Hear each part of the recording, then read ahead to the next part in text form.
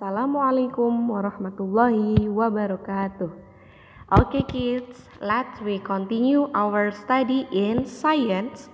Kemarin kita sudah belajar tentang pollination. Hari ini kita akan belajar proses lanjutannya yaitu fertilization. Apa itu fertilization? This diagram show what happened immediately after pollination. Nah, diagram ini, gambar ini adalah proses yang terjadi seketika setelah terjadi pollination. Ya, ingat kembali pollination itu apa kemarin? Yaitu ketika pollen grain yang berada di bagian jantan dari flower itu berpindah.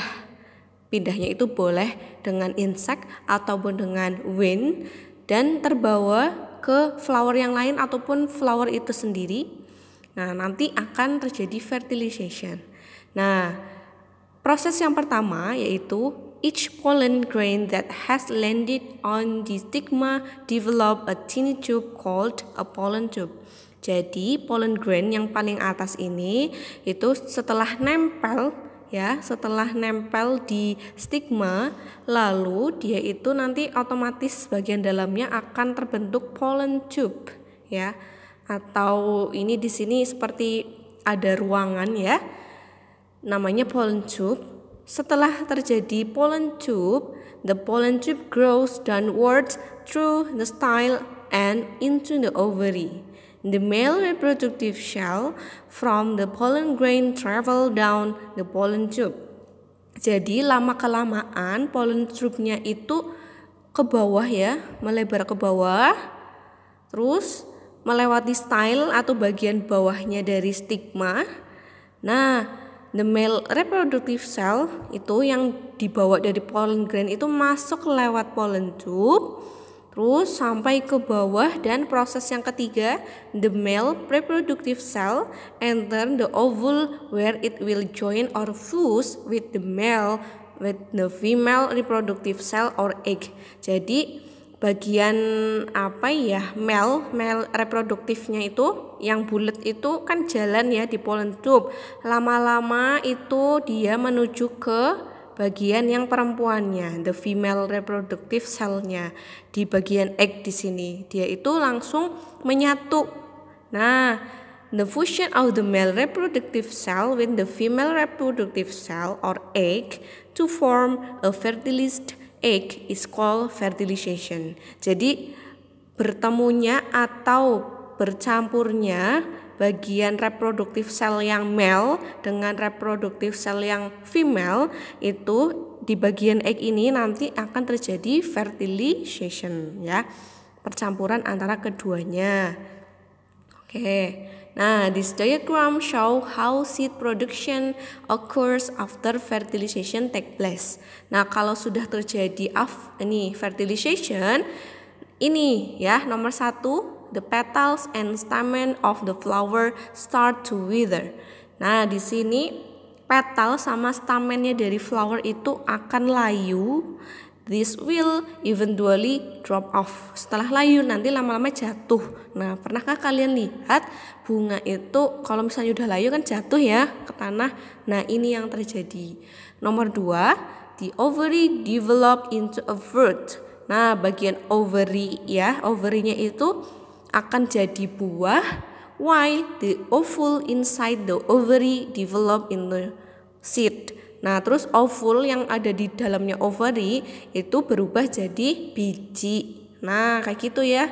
Jadi ovary itu jadi buah, terus ovulesnya yang di dalam ovary itu akan jadi biji. Nah, prosesnya seperti ini, bentuknya ini adalah buah tomat ya.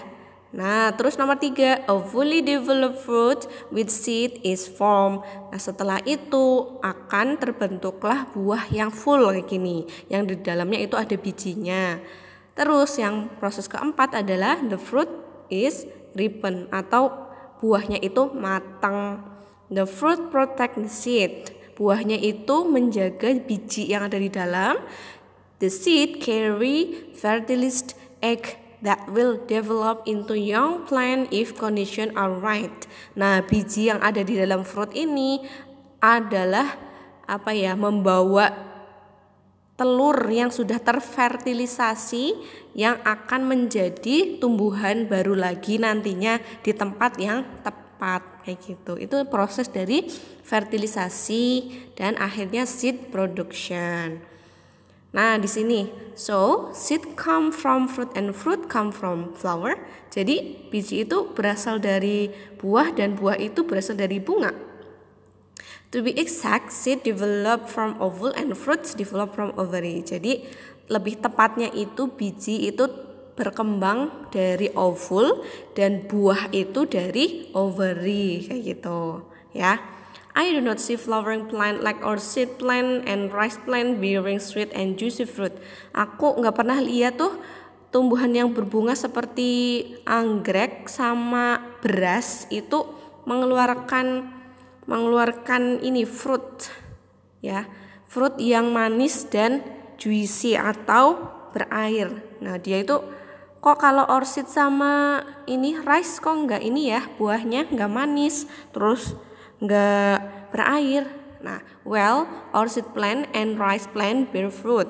Jadi sebenarnya anggrek itu mengeluarkan buah juga ya, sama rice juga mengeluarkan buah.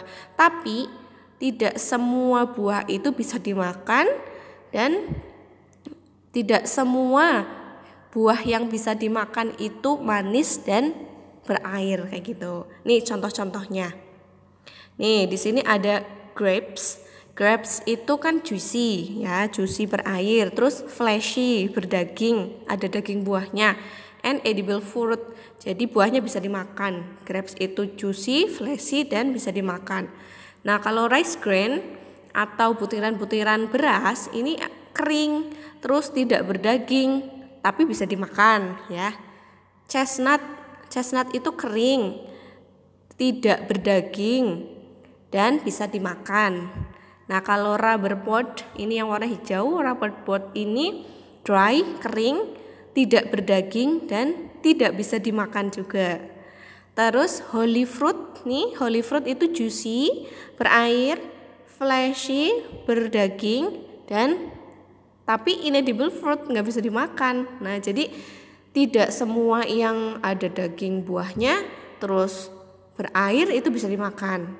Namun juga ada juga yang misalkan ini kering terus tidak berdaging tapi bisa dimakan. Jadi tergantung ya buahnya itu bagaimana sifat-sifatnya. Oke.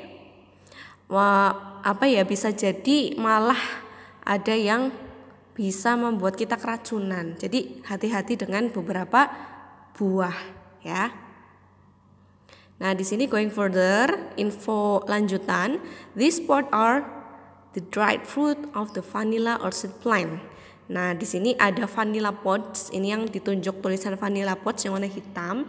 Itu adalah kelopak dari bunga vanila ya, yang membuat rasa vanila di es krim gitu. Nah, ini bentuknya seperti ini. Bentuk dari vanila itu kayak gini ya. Ini info tambahan. Oke, untuk hari ini kita belajar tentang fertilization. Silakan dipelajari dengan baik-baik. Nanti minggu depan kita lanjutkan untuk materi selanjutnya. Tidak ada tugas ya. Kalian hanya menonton video ini. Ustazah akhiri. Wassalamualaikum warahmatullahi wabarakatuh.